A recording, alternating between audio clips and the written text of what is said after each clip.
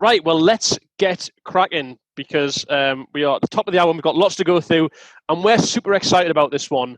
Mark, why don't you tell us what we have got going on today? Absolutely. So today's agenda is all focused on one thing. That is questions. And that is why I'm assuming you've all tuned in. We are going to be sharing with you questions that you can be asking on your very next discovery call. Not just questions that are loaded, not easy yes answers, but questions that are going to help you move the needle in a significant way. Questions that are going to help you uncover pain, compelling reasons to buy, understanding who the decision makers actually are, and reasons this deal is or isn't going to come in. But before we do that, we are going to talk through our framework for asking questions. So it's a 4-level framework with the 3 Ps that follow it. So that's the start of the agenda. We're going to go through the framework. You can take that framework away with you and start using it. And then we get into the real juicy bit. I have dug out 13 cool recording clips of me, Rich, or Stu asking what we feel are great questions that you can all start using. But here's the best bit. You are going to pick what questions you want to hear because time will get the better of us. We've got so much to share with you. So you can pick what recordings you want us to play. And then we have got, as Rich said, for those that have just joined, a very special offer for those that are still with us at the end. And if you're not with us at the end, you will miss out because it's requiring you to do something. So that's the agenda. To take advantage of that special offer, you need to connect with us on LinkedIn. Matt has just put those those links in the chat bot. So start adding away if you haven't already. And that is the agenda. We're kicking off, Rich, with your 4-level framework discovery call questions. Take us through it. Thank you, Mr. Come Down With Me. Right, so we're going to start with this framework. And I think the reality is that discovery calls, they are discovery is the most hardest, the most difficult part of the sales process. But it's also get it right and it can deliver you so much better results. Get it wrong and you end up spending lots of time with opportunities that go nowhere, or often you don't get anywhere with your sales opportunities. The problem is that I get a lot of salespeople who I speak with and salespeople that I've hired and I train and coach, and they all seem to get a bit tongue-tied with discovery calls. As far as the questions that they're going to asking, what questions should I ask, in what order, when shall I ask them? They feel kind of a bit like they're winging discovery calls, and they kind of write down 3 or 4 questions on a piece of paper, and they don't really ever go beyond that list. And so what I've built is a very easy to use framework that I hope everybody can take this, and it's just going to make you feel more in control and just more confident when you're asking specific types of questions when you're in the discovery conversations. And I'm keen to run that framework through with you today. And you'll see here, it's a very simple framework made up of 4 levels. And really the idea behind this is peeling back the layers. And again, I just want people to think of this in their own world for a moment.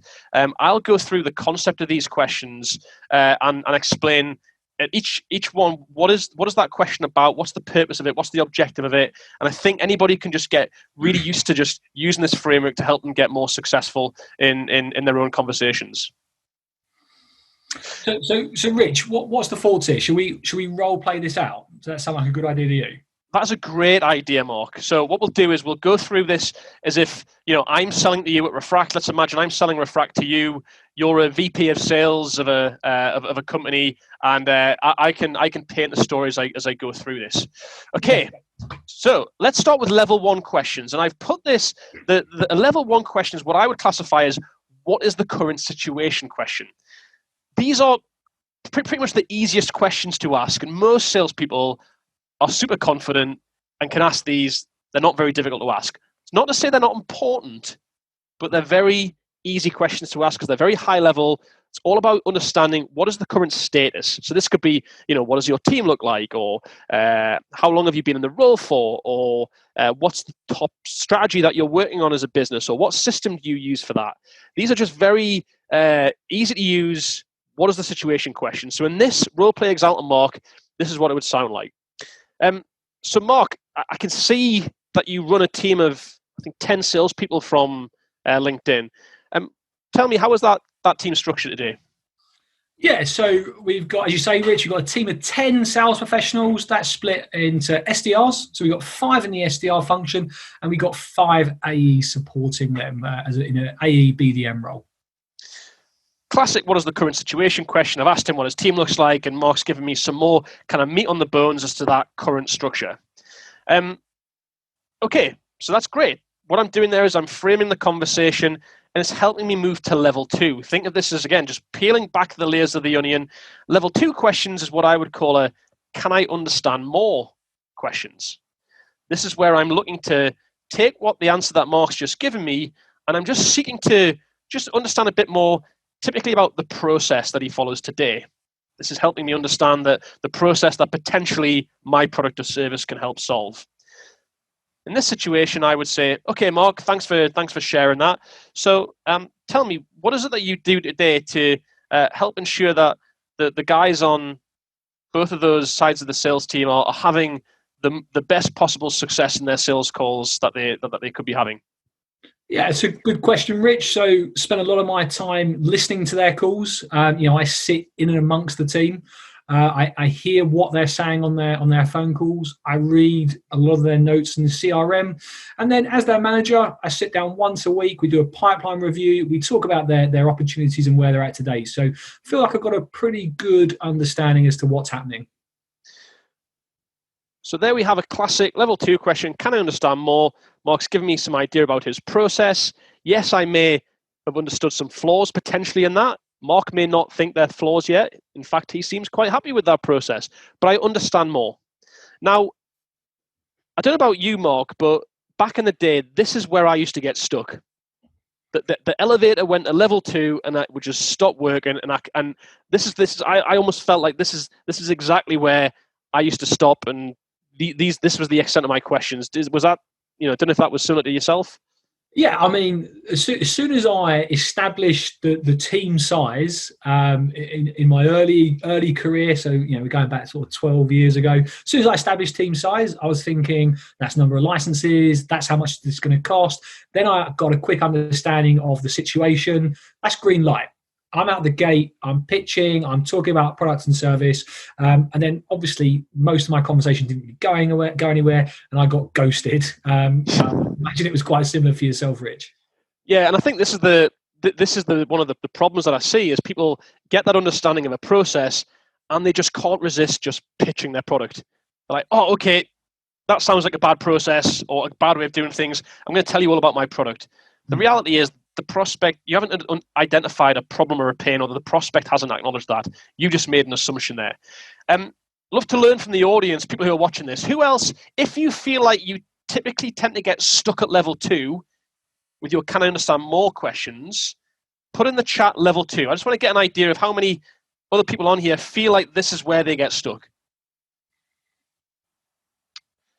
Okay, so got a few people there saying level 2, and again, this is where I used to always be. I felt like my conversations just used to sound like level 1 and level 2. Okay, so quite a few people here who feel like this is kind of where they get stuck at.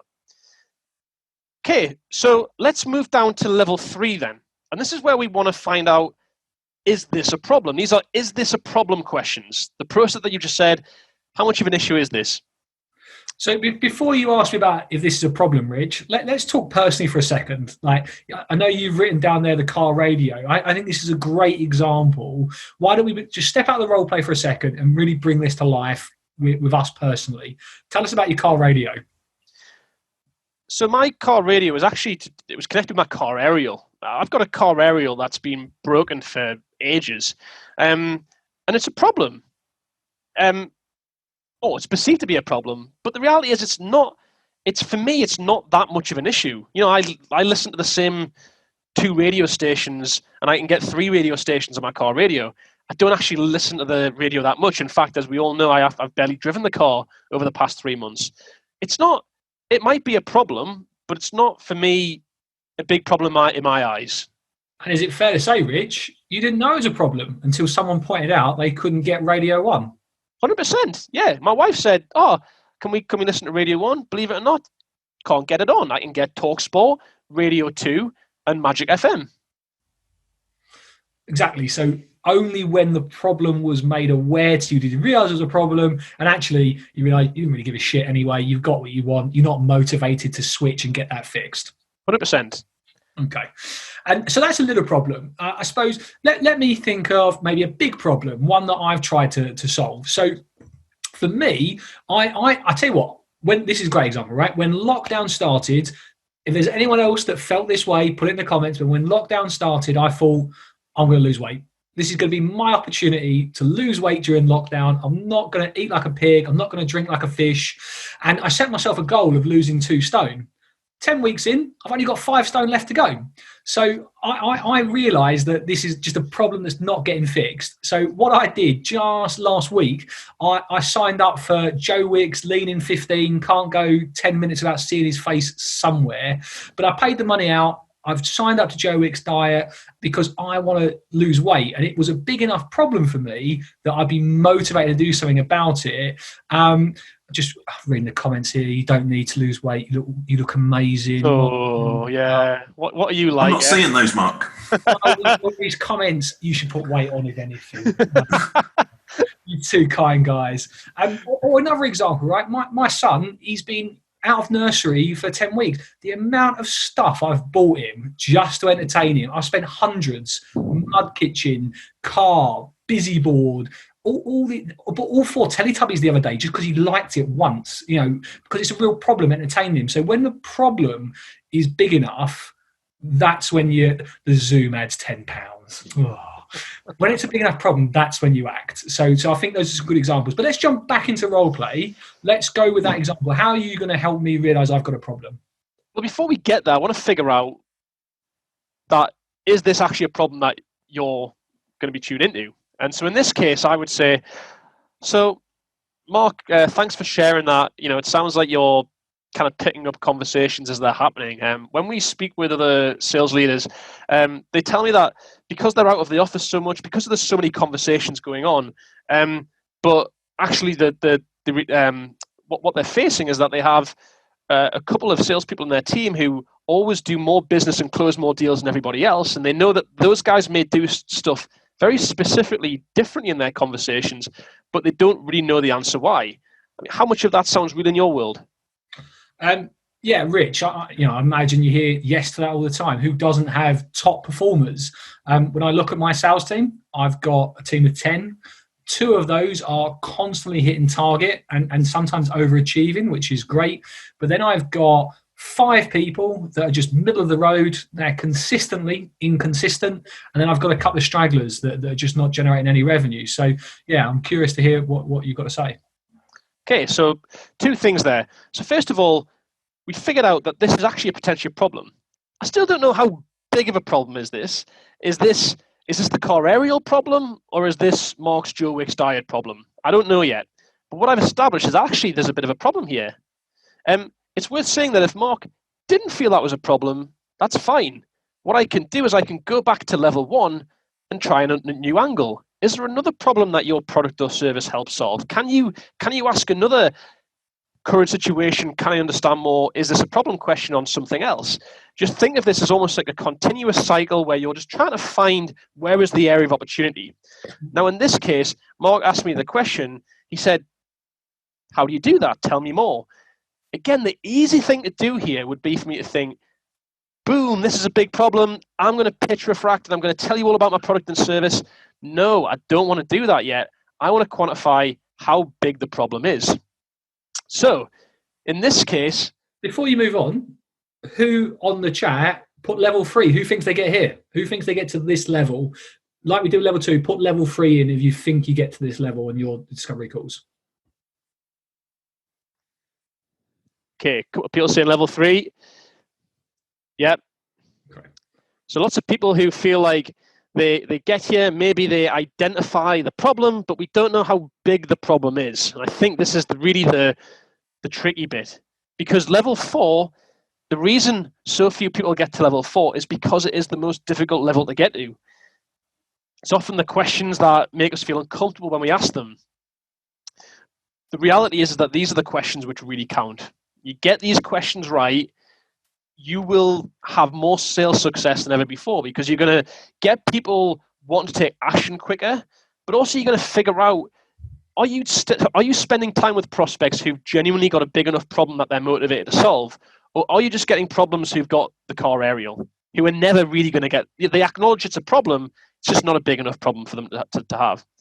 Now, because this is quite a difficult type of question to ask, I've created this little methodology. It's called plot, pain, possibility, the 3 Ps. I'm just going to talk you through each stage of this. The first stage, plot, relates to a story. When we hear a potential problem, one of the best ways of getting the prospect to really consider how serious that problem is to share a relevant story about a similar prospect who had the same problem and make this relatable. Make this problem relatable. Get the prospect visualizing this problem. And this is what it would sound like in the role play. Yeah, Mark, thanks for that. I hear that a lot about the disparity in the sales team. In fact, I just signed up a customer in your space a few weeks back, and they used to tell me that one of the big issues they had was that they literally had 80% of the revenue being closed by just literally 1 or 2 people on a sales team of 10, and they were really concerned that if that person was to leave the company, then they're left with basically the rest of the team doing 20% of the number. So I've just positioned the plot there, and I would just say something to Mark. How much of that sounds real in your world? Yeah, I mean, so very real. I'm going to break out quickly. I'm going to keep the maths nice and easy for you, Rich. Break back in. Very real, Rich. We've got top 2 performers. They're generating about 100K each in revenue. When I look at the middle, the 5 in the middle, they're doing around £10,000 in revenue. So there's a bit of a disparity there. It's quite a headache for me, constantly getting beaten up about that in the board meetings. And then I've got my bottom 2 that are just not generating anything. Okay, I hear what you're saying there, Mark. So it sounds like the difference here is we're talking about substantial revenue. You're talking £100,000 gap between someone in the middle and someone in the top. Couldn't have made it any easier for you. It's 90. Right, break back in. I was too busy watching the chat comments come in. Yeah. No, yeah, it's a real problem, Rich. The reality is, if I don't fix it, I'm going to have to let a couple of people go in the middle. My main focus is fixing the middle. Look, I'm not expecting them to get close to the top, but if I can just get them halfway there and get a little bit out of the bottom performers, there's going to be a big weight off my shoulders. We're going to hit targets, and we're going to get the rewards that we're looking forward to. So I've gone through the plot, gone through the pain, and bearing in mind a few moments ago, in Mark's mind, this process wasn't that much of a problem. So what I want to do now is I want to move Mark away from the pain, because I don't just want this to be a conversation full of pain. I want him to see the possibility. I want him to see what the better life looks like. And so in this case, I'd say, so let's imagine, Mark, that even if you could take some of those people in the middle performers, let's say even if you could take half of them, let's just say 20%, 30%. What would that mean for the sales team, and importantly, what would it mean for you personally? So obviously some people wouldn't be out of a job, which is great, right? No one likes to let people go, which is a very real possibility, but on improved results. If I can get them up by 20 to 30%, the board have said I can take the team away to Vegas. So we all want to do that. So we're all aiming towards that, and it feels a little bit out of reach at the minute. But personally, I look after the new business team here, Rich. I've got my eye on a VP role, be that here or somewhere else, but I need to make this work first.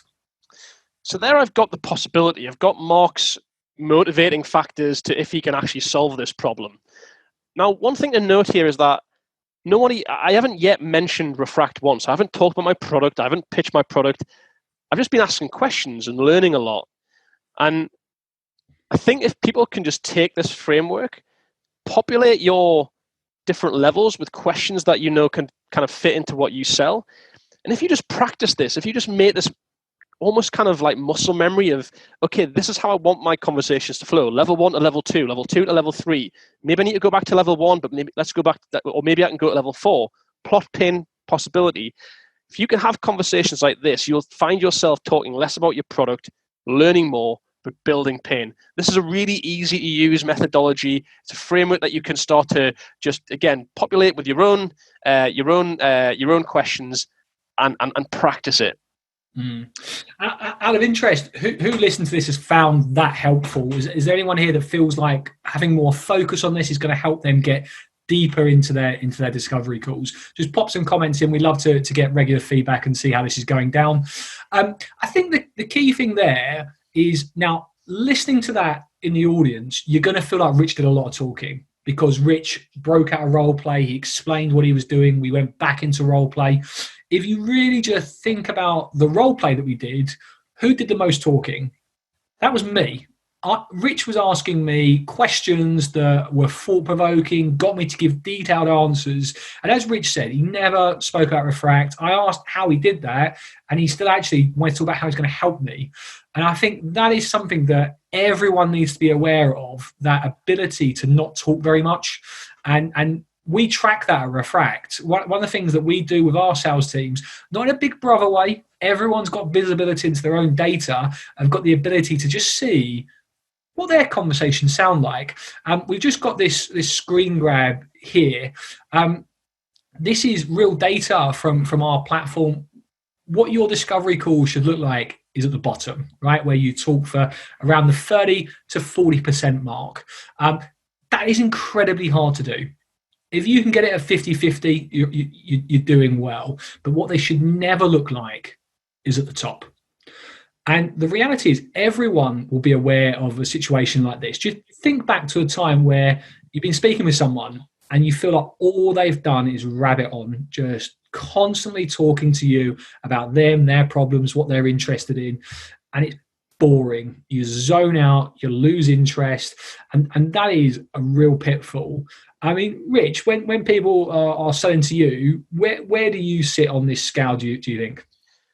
Well, I think, I can think of an example just a couple of weeks ago where I was being sold to by, in a discovery type conversation. I don't think it was quite, the salesperson talking 90%, but if I had to guess, it was more like a 70 to 80%.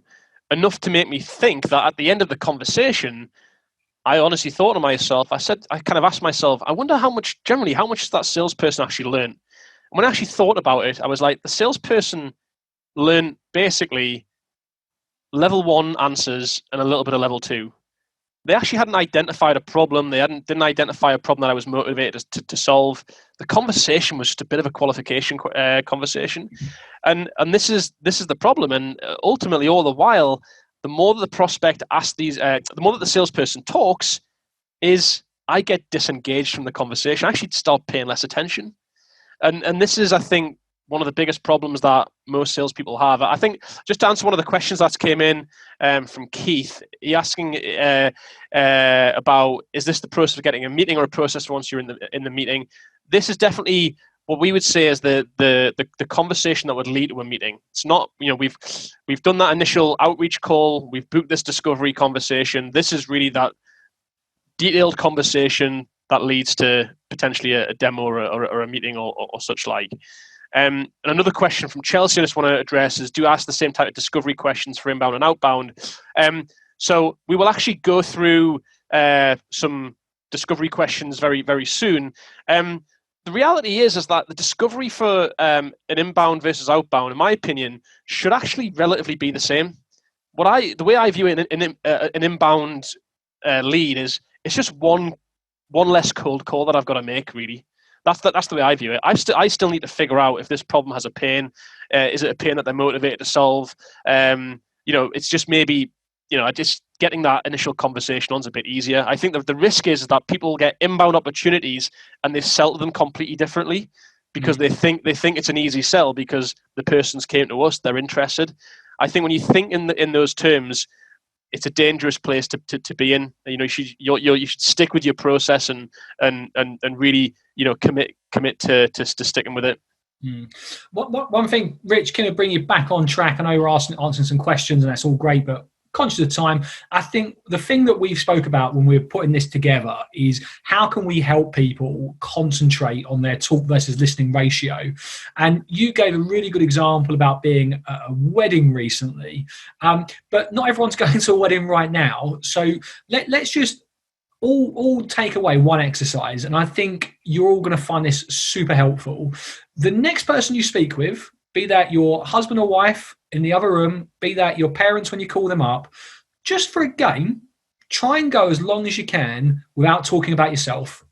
Ask them questions, ask them how their day's been, what they've been up to, and you will realize how much people enjoy talking about themselves if you ask the right questions. I mean, tell us about this wedding story, Rich, in terms of what you did there.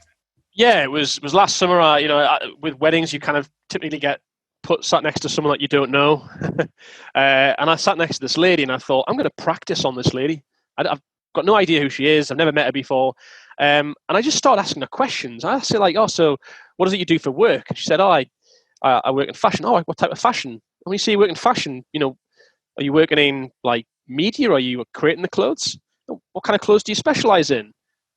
I just tried to go as long as possible, just asking her these questions, and she was enjoying the experience. At least I thought she was. Maybe I got it wrong. And it was literally, I felt it was about 45 minutes before she actually decided to ask me the questions. And it was just I did it because, yeah, admittedly, I was looking to practice on her. I was thinking, I'm going to see how long I can go just asking questions before she actually asks me something. And it was just an interesting exercise and something that for us all to do and practice on people that we know as well. I'll tell you, a good person to try out is, for me personally, mother and father-in-law. They never ask me a bloody question, but they don't shut up. So they're good people to be asking questions to and just practicing on that. Okay, cool. Rich, do you reckon we've done this part of the webinar? Shall we move on? Yes, let's move on to the really exciting bit. And so taking that framework, which hopefully is going to be really helpful for people, we want to get into some actual real-life questions that we ask in discovery calls and back them up with real recordings of conversations. So you can actually hear the questions that we ask, and importantly, you can hear how the prospect responds. And what we'll do is we'll actually we'll play the actual call recordings, and then we'll give you a bit of analysis against each one and a bit of discussion around why we think they work so well and the reaction that we get from the prospects.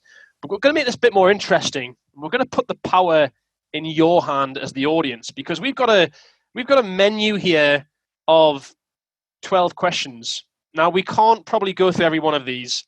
In fact, what we've done is we've highlighted our most mine, Mark, and Stu's favorites in green, but that we don't want that to affect the outcome here. What we want you to do as an audience is pop in the chat the number of the question that you would like us to focus on, and we'll try and play the question that gets the most votes. So let's start this right off the bat. Just pop in the number and we'll see which one gets the most interest. So everyone, if you could just pop in the number that of your choice. You've got, hopefully Matt is going to help by trying to figure out. It's like the worst game of bingo ever. It's a number between 1 and 12. I can tell you that much so far. Well, it's actually quite a mix. Let's go with number one then. Let's start with number one. That's nice and easy. It feels like they're all coming in, Matt. So whilst I'm playing that, just have a quick look out for a couple of questions. But we've got 25 minutes because we've got 5 minutes afterwards where we're going to talk to you about our offer. Just as a quick recap, for you to take advantage of this offer, you do need to be at the end of the webinar because we're going to set you a task. And to complete that, you do need to be connected with us on LinkedIn. So if you're not already, connect with us. The links have just been placed in the chat and there will be that special offer. But we've got 25 minutes. Let's do this. I'm going to make you host, Mark, so you can share your screen. Awesome. Okay, so screen share. So we go with question number one first. Is that right? Looks that way. So remind me, what's question number? Is it? Tell me more about that. Yeah. Okay, well, this is a great example. This is exactly what we've just been talking about when we were going through the levels of questions. So tell me if you can hear. Just give me a thumbs up, Rich, if this comes through. I'm going to play when Rich asks that question. All listen out. A larger organization, it feels like it's naturally became tough as that shift has changed. Can you tell me more about that? Yeah, it's well, the one indicator that we notice is the closing ratio is very low within the mid-market. So we need to increase the closing ratio. That'll be the KPI. We want to get that up to 35% or so. And right now it's hovering the mid 15%, 15-16%. So much information gleaned there, right? And someone said earlier on that I was quite open in the role play. That's a real life example. just that, tell me more about that, how much you got from him there. And, you know, that question is a doctor question. When you tell a doctor a problem, tell me more about that. It's so open. I think that's a great first one. Is there anything to add to that, Rich? I just think in sales, we try and like bash our heads and try and think of these really smart, intelligent questions with, you know, well-structured and clever words. And oftentimes they're just, you know, they're the most effective questions are the ones where you just ask prospects to share more. And you heard there, I just asked one simple question, tell me more. And I actually got a whole lot more. What you perhaps didn't hear before that, it was just like, you know, he's kind of given me quite a high level question, and it's just me. It's a classic. This is a classic. You could classify this as a level 3 question in many respects, because I'm just getting him to tell me more about, is this an actual problem? And so we don't always have to ask the questions, is this a problem? Sometimes we can actually get the answer to the question by just asking, can you tell me more about that? They almost answer that. They almost answer the level 3 question, the is this a problem question themselves. I've just noticed a slight flaw. No one else can see the menu whilst I'm sharing screens. Can you share the presentation with me, and I can bring that up and jump in between them? Yeah. So Matt, just whilst I'm going to grab that presentation, what's the next question that people want to hear? Oh, number 3. I think number 3 is quite popular. Number 3. So can I ask you a difficult question? Brilliant. So we've actually got 2 clips from this. I couldn't pick between the 2. This is, am I right in thinking this is highlighted green? We there?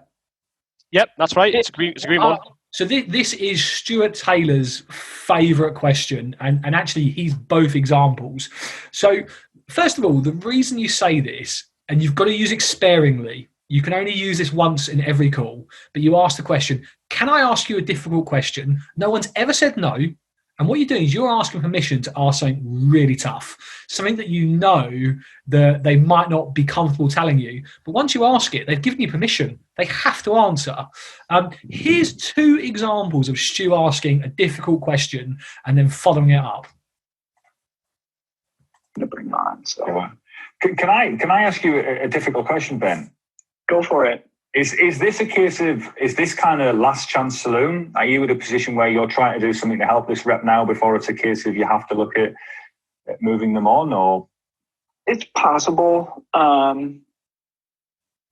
The rep's optimistic, right? And so, but hope doesn't sell. So yeah. Goes on more there, but you know, this again is a very similar conversation to role play we had, Rich, but by asking that question, I mean, the impact's clear, but before we dissect it properly, let's look at the other one as well. Yeah. So, here we go. Can I ask a difficult question? Yeah. Regarding this, just for me to get the full picture. What happens if you don't fix this? It affects our revenue at the end of the day, because then the sales teams are not getting enough opportunities. And from, you know... Ooh, really good, wasn't it? Cut the tension with a knife. Let me come in here. I'll just on this point, I'll make a comment about this example. The power of the pause. Like, everybody sat here, you know, you could have everybody, you know, you could feel there's a bit of tension there. What often happens is the salesperson, when they get like a kind of a tough answer back, is they want to fill the silence. They don't like silence. It's uncomfortable. But the other thing about this is you get happy ears as a salesperson. You hear that this is a big problem, and you just can't wait to just go in there and, you know, ask your next question or slam your product in the prospect's face.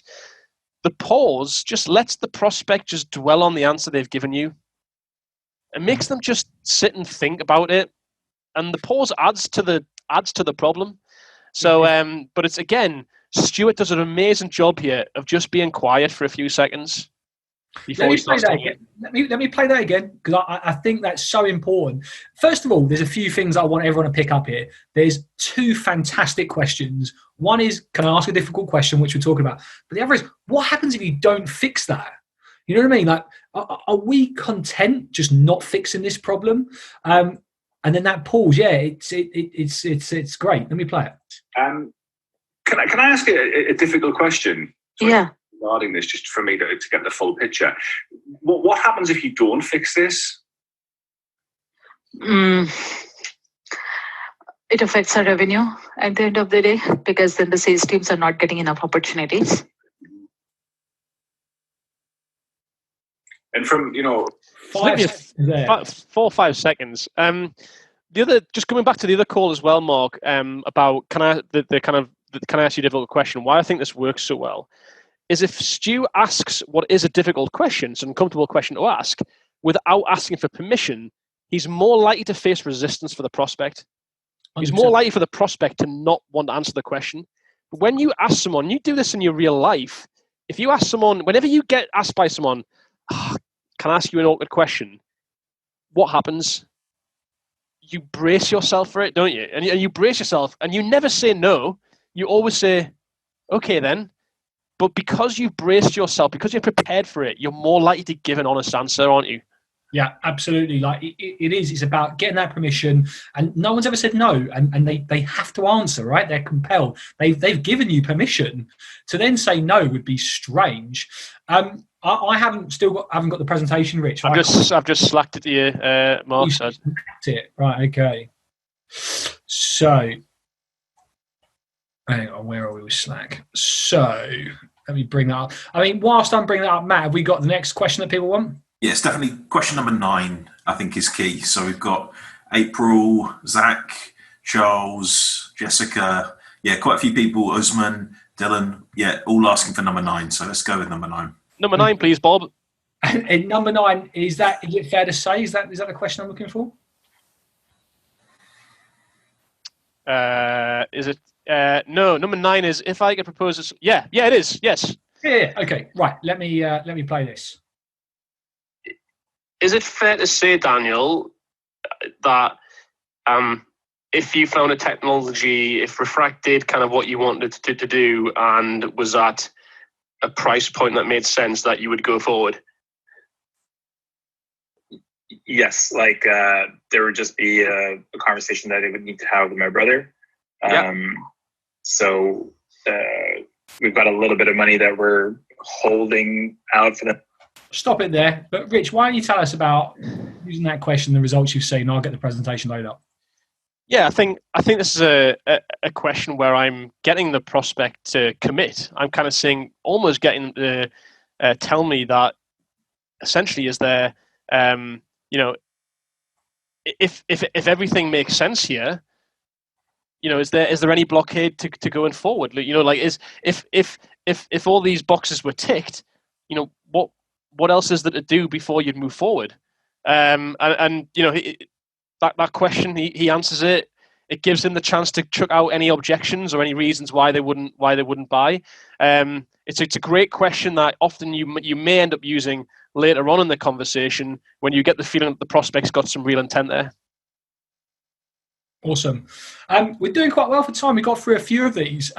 Let's have another recast here. If anyone hasn't put down what they want to hear, fire away the number of the question that you most want to hear. Matt, where are we going next? What was that, Matt? Number 10. Number 10. What's going to stop us working together? That should be this one. Yes, this is me. All right. So let me press the play button on this one. This positive feedback thing, I've got to ask the question, is there anything to stop us working together? No. I want to look at that report in more detail. I want to figure out how I'm going to tie this in with my KPI platform. Okay. And the academy. And I want to see if I can get. I want to get some feedback from some of the other sales managers. In terms of next steps, though. There we are. I mean, I got 30 seconds back from that individual. What's really interesting here is you're testing his commitment, and you're uncovering the hidden objections. What is stopping us working together? He answers straight away by saying, nothing will stop us working together, but there's this, and this. It's interesting how he kind of came back to you with just starting to actually reel off actually lots of possible barriers and obstructions to working together. Absolutely. And imagine if I didn't ask that question and I got ghosted, they would be the reasons that I didn't hear back. But I've uncovered those reasons. Here's a really quick tip, actually, that we haven't got written down, but one of my favorite questions to ask when you might get a pricing objection. It's all a little bit relevant. When someone says to you, oh, price is a bit of a problem, just try this. Understand what you said about price. Just so we're clear here, if I was to give you a coupon for Refract, and that meant you bought the platform at whatever price you're comfortable with, is there anything else that's going to stop us working together? And the amount of times you uncover additional reasons or objections is unbelievable. But also the amount of times you hear no, and then you know exactly what you've got to fix. You've got to work together on a price, and that's a really good question that you can take away and start using if you get price being mentioned. Great tip, mate. Love that. Cool. Okay, where are we going next? Number 12 looks popular. 12? Is it 12 of 12? Is there 13? It's like being on countdown, this. Yeah. So, what's the question, number 12? Number 12 is, if the boss says no, is this dead? Oh, I thought that was 13. Oh, of course, I've got two. Sorry. Yes. No. So this is my favourite question. This is a green one. So this is a key question to ask right at the end. If you're talking with a champion and they're going to go and speak to someone else, ask it like this: if the boss says no, is this dead? And if they say yes, if they say yes, you know it's dead. If they say no, ask them why. So if they say no, we'll move forward. Ask them what's the reasons you'd move forward. Let me play for you when I did that recently. Okay, so just to clarify, if Tom says no, this is dead. Yeah. If he says yes, would we be going ahead? Yes. If he says yes, you'll be sending the contract out to us. And why would we go ahead? And why would we go ahead? Well, from what I see so far, the fact that we can share a best practice library, we can analyze our own calls plus other people's calls. And when I say we can analyze other people's calls, I'm assuming that it's the managers that can analyze each consultant's calls and they can analyze their own calls. But stop there. He goes on and on and on. Now, the most important thing that no one will appreciate other than me, because I was on this call, is when I asked him if the boss says no, is this dead? He said yes. I knew exactly where I was. But when I said to him, and if he says yes, would we go ahead? Now, he said, yeah, we'd be going ahead. Now, I asked him why. Now, that's a poor question. Don't say that. There's a learning evidence for me there. But what you should say is, and just so I understand, what's the reasons? That's a much better way of putting it. What's the reasons you want to go ahead? Now, here's the interesting thing. The reasons he gave me are not the reasons I believed he would move forward. The things that he put at the top of his list, I did not realise were important to him. I did not think the number one reason for him would be the shared library at Refract, for an example. Rich, you've used this question a few times since I shared it with you. Yeah, learnt this by listening to this call, in fact, and there's a lesson for anybody. So what I liked about this example, Mark, was where you said the phrase was, I think you said, why would we be moving forward? You actually said we, as in it was you and him collectively. Kind of made it sound like it was a kind of you're doing this in partnership. When I've asked this recently, I think this is a brilliant question because again, as much as anything, the prospect starts selling your product back to you, and again, you hear the reasons out of their own mouth, and you get the understanding. First of all, that the important bit there is, this happened yesterday. I said, "Oh, is it fair to say that if that person says no, the deal's over, the deal's dead," and they say yeah, so you know where the breaking point is in that opportunity, and that's it's a great question to ask in itself. Just to get that understanding of exactly where you stand in the sales cycle. Mm-hmm. Absolutely. I think, tell me if I'm wrong, I think I've highlighted the questions we've answered so far. Let me know if there's any more. Where are we going next, Matt? Number 7. Number 7. Okay, 1, 2, 3, 4, 5, 6, 7. It's one of mine. Why haven't you done this before? Okay, right. Let me fire away with this. So, let me hit play. Well, that certainly sounds logical to me, Michelle, and totally understand why you like that. I suppose the question for me then is why haven't you done that so far, and is there a real appetite to do that anytime soon? There is an appetite to do that, and think with regards to the system at the moment, I don't think we have. Stop it there. But Rich, tell me your observations here when asking that question. Classic level 3 question. Why haven't you done anything about this so far? Like level 3 is like you're asking the question of like, is this a problem? This is a classic great level 3 question to ask, because you're getting her to tell you, actually, if you haven't done anything about this so far, is that because this just isn't seen as that much of an issue? Classic car aerial situation. What you're doing is you want the prospect to tell you that if the reason they haven't done anything about the problem so far, to give you a genuine reason. And what I love about this is you're getting the prospect to, again, kind of qualify themselves in. You're kind of saying, actually, it doesn't sound like this is a big issue for you because you haven't dealt with this so far. But unless you convince me otherwise, Mrs. Prospect. And what they end up doing is kind of telling you and trying to justify why they haven't done it, but why they have got intentions to solve it. It's a great level 3 question, but the prospect almost converts into a level 4 off their own back. Yep, absolutely. Awesome. We're flying through. I think, again, someone pointed out we've done number 10, so that's great. I feel like I've got all the ones in red that we've gone through. Who wants another question? What do we want to see? Spin the wheel! Right, I'm doing number 6 because who replied first? Someone replied. Jen Snyder replied first with number 6. Let's do number 6. 1, 2, 3, 4, 5, 6. This is one of Stewie T's. So this is, where does this sit on your priority list? Now, the reason this is so important, you're welcome, Jen. The reason this is so important is because I'm just going to tell you all now an uncomfortable truth.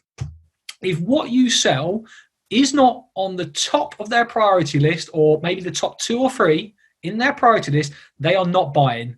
Bottom line. Hang on a second. If it's not solving a problem in the top 2 or 3 in their priority list, they're not buying. Yeah, what did I say? If what you sell. Oh, sorry. Yeah. Sorry. Yeah, absolutely. If what their problem isn't in the top 2 or 3 things, they are not buying. And you need to figure that out, because only spend your time with people that want to solve the problem that you can solve. Like, one of the biggest mistakes, Rich, I know you've made it and I've made it in my career, early doors, is wasting my time on people that are just never going to buy. Time is finite. Time is just as important as it is to me as it is to the prospect. Don't waste it on people that don't have this on their priority list. So this is me asking that. No, sorry, this is Stu asking that question. Makes sense. And how long have you been trying to solve this then, Chris? Obviously, this has been 16 months. You said Tim's been consistently hitting it out the park. How long have you been trying to solve this? How long has it been, top of your priority list, or something towards the top? I mean, pretty much 2 years since I changed from BDM to head of sales. Increasing individual sales earnings and creating consistency. Because each of the guys have done peak months of 50%, 100% over target, but then the next month they'll go and do 40% of the target. Whereas he's found consistency of he's done. I'll stop it there. It obviously continues to go on. I think that the reality here, though, is, again, how much information did we get? I mean, if I was coaching Stuart, I would say he asked that question with too many words. Yeah, he did. Yeah. He asked it like 3 different ways, okay? And look, we're all guilty of that. As we've always said, we are not sales experts. But the important thing here is he asked a question, and he challenged him as well. You've been looking at this for 16 months. Where does this sit on your priority list? Great question, great response. And all that information is going to get tied up and used as part of a business case. One of the things I'd just like to say there as well, so what Stu did there was he asked 3 or 4 different questions, essentially asking one question in 4. It's classic kind of mistake people make in discovery calls. One of the ideas we've got maybe in a couple of weeks' time is to do a webinar all about some of the biggest mistakes that we see people making in discovery conversations. And so that's a good one to add onto that list. I say we do one. So before we do that, Rich, just very quickly, we had a debate. I felt that people wouldn't want to turn up for a webinar that's all about mistakes. Rich thought people did. Would people turn up to a webinar where it's all about mistakes you make in a discovery call? Let us know in the comments. Rich, why don't you pick the next question from what? Well, let's go for my favourite, number 4, just because we haven't. Okay, so this is Rich's favourite question. Who else cares about this? Who else is this important to? So, Rich, let me play it, then you take it away from here. Just curious, who else is this important to, James, that might want to be involved in that conversation? So I have another person called Russ, who is he runs like sales enablement. So he helps us with tools and systems. And I may well bring him along just to kind of gain a bit of valuable insight. He wouldn't be part of the sign-off process, I don't believe. It would ultimately be down to the budget holder, who is our finance director or head of finance. Yeah. Stop it there. Rich, tell us everything you learned from that answer. Yeah, I think that's one of the problems that I see a lot of people making is asking about the decision-making hierarchy, and they ask questions like, who makes the decision on this. Now, we all know that actually there's potentially many people involved in a buying process, but that doesn't mean every one of those people is a decision maker. When we ask the question around, who else is this important to, or who else cares about this, what the prospect does is they actually start thinking of people who actually need to be involved in evaluating the product, but they also think this is also important to the person who will actually sign the thing off to. So in this example, I get the prospect to tell me, well, actually, I've got a colleague who this is definitely important to, it's relevant to, they could well be using the product, but they also, without me asking, tell me, but actually another person who's important is this person, the financial director, who's the person who signs the contract. You unveil a lot of understanding about the hierarchy of decision making, but also who is the person with the ultimate authority by asking that question versus, who else, who makes a decision on this or who signs this off. Awesome. Okay, right. I tell you what, Rich, my thoughts are here. We can play more call recordings, and we're going to do that. But why don't we cover the offer that we want to put out for everyone? And we've got bonus questions as well. Questions where we haven't got recordings because we just knew we wouldn't be able to play them all. So we've got more to share. But if anyone has got to jump off, Rich, why don't you take us through today's offer? Yeah, so what we'd like you to do, we hope we've given you lots of great content today. What we want you to do is to post on LinkedIn your biggest learning or takeaway. Could be around the framework that we went through, could be around a specific question. It's just post that takeaway on LinkedIn, tag Refract along with myself and Mark. And out of all the people who do that post, we're going to choose one lucky person to do a 30-minute free discovery call coaching session with, where we'll invest time in you and help you make hopefully big improvements to your discovery conversations, and we'll expect nothing in return. All you need to do is just put that post on LinkedIn, tag us, we'll choose somebody, and we'll level up your discovery game in a coaching session. Yeah, someone's asked about a deadline. I think do it today. It's a 60-second job. That's Keir as well. Hi, Keir. Do it today. It takes 60 seconds. The most important thing is you've got to be connected with us on LinkedIn. Tag Refract, me and Rich, and we will pick someone and we will give that free coaching session. That offer's out there now, so fire away. But yeah, deadline's today because obviously people will pick up the recording tomorrow. We want to reward people that have turned up today. Two things, guys. Just sorry to jump in, Mark. Jamie says, I think it's worth noting this. He said, I highly recommend it for the winner following my experience. Do you want to that's Jamie Adams. Do you want to just explain what you did with Jamie?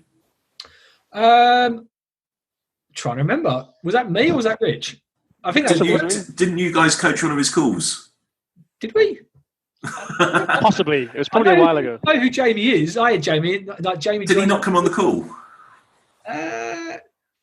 Doing the recruitment process, of course. When we're recruiting sales professionals, one of the things that we do is that we actually run a discovery call and we coach that recording as part of a second stage interview. The number one thing we look for at Refract is coachability. Can this person take coaching well? Are they going to learn and improve? So Jamie, I tell you what, that's a great story. I definitely remember that, obviously. Why don't you just post a couple of key takeaways in the comments for everyone and we'll play the next call clip. But cheers, Jamie. I appreciate you giving that shout out. Stitched you guys up there. Sorry for that. One other thing.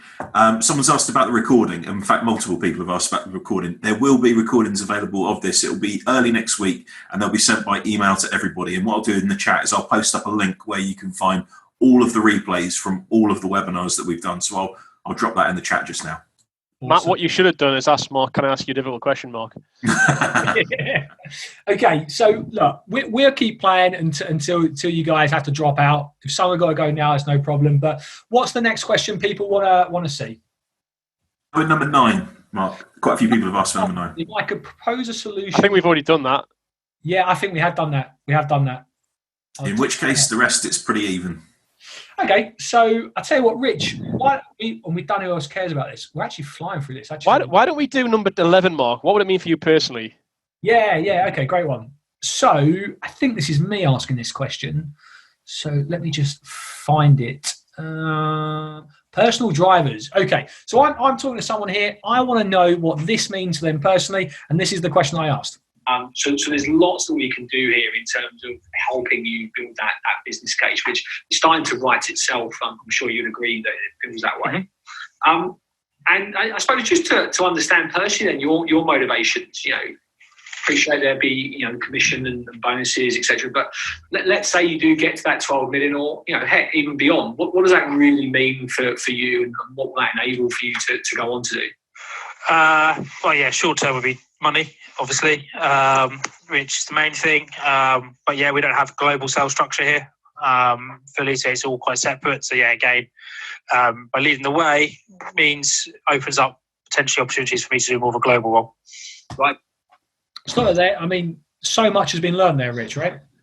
Yeah, and again, coming into personal motivations, where this guy is, talks on two elements. It's money. That's clearly a big driver for him. But probably the second thing which he really highlights is that it's actually, he solves these problems, he tackles these issues. There's actually a global there's a global role, a bigger level of responsibility for him. You get an idea of what are the things that truly motivate this guy, and they're the things that you can keep on almost using throughout the whole conversation with him and reminding him of those personal motivations. It's like me saying, Mark, reminding you of the motivation to lose weight, for example. You're more likely to do that if you're reminded of those. What was the initial reason you did this in the first place? Absolutely. I mean, the weight loss one is a great example, right? Because people don't really care about losing weight, and what I mean by that is, hear me out. When people want to lose weight, the problems they're actually looking to solve is they want to look good when they go on a beach holiday. They want to live longer. They want to get into a t-shirt they bought that doesn't fit.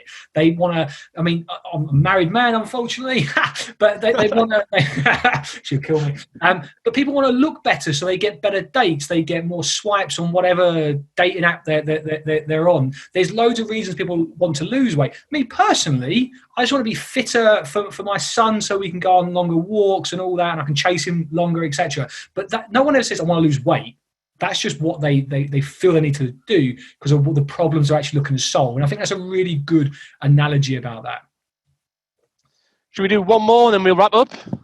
So I'm thinking here, Rich, when I look at this list, why is that important to you? I feel like we've sort of covered and how big a problem is this. I think actually we haven't got recordings for this lined up, but these are additional bonus questions. Why don't we just talk through a couple of these bonus questions that we feel are also really important that people could take away with them?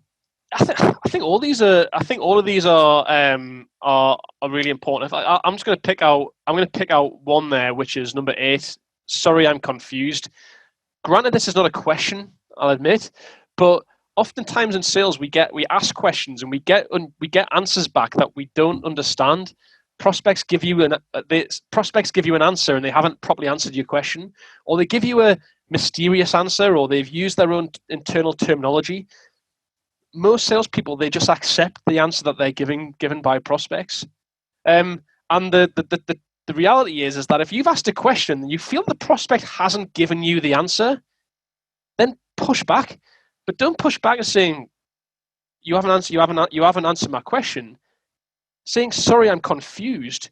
By saying you're confused, you do a sort of self-deprecation. You're kind of like, sorry, this is me. I just haven't understood correctly. And when you do that, prospects will often give you the honest answer, or they will answer it in a different way. And I think this is such an important thing to do. I used to all the time get answers from prospects and be like, God, he didn't answer the question I asked him, but I'm too scared to I'm too scared to push him again, and in case I piss him off. Yeah. You don't want to feel stupid, right? They've given you an answer, and you don't want to be like, "Oh God, I didn't understand." Like you almost feel like belittled that you can't ask that question. I'm conscious of time. I think we'll do a couple more here. I suppose the one that I'm looking at number 7. Is this a deal breaker? I think sometimes you've got to address the elephant in the room up front. When someone tells you that, it doesn't do this, that's what I'm looking for, or I'm actually already in a contract with someone else, I think you can just say, just so I understand, is this thing that you really want, or the current situation, is that a deal breaker? And if they say yes, you know you're wasting your time. And if they say no, just ask, how comes? Again, you'll learn more information. Just addressing that elephant in the room, keep control of that conversation, ask that question. It's going to help you, again, figure out. If you didn't ask that question and it was a deal breaker, that's you getting ghosted in a couple of weeks' time. Right, I think we'll wrap it up there. I'm hoping this was an awesome webinar. We really enjoyed putting this together. It's one of our favourite topics. It is a very difficult part of the sales process. Thanks for everyone joining. If you're still on, if you've enjoyed the webinar today and you plan on coming back in 2 weeks' time, just pop a little message in the chat to say that you've got something from today, that you've taken something away from it. We love hearing that this is actionable stuff that people feel like they've actually learned something and can put into practice. And hopefully we'll see you in a couple of weeks' time. Which it seemed to me that there was quite a good response to people wanting a webinar on mistakes and discovery calls. So maybe we'll do it on that.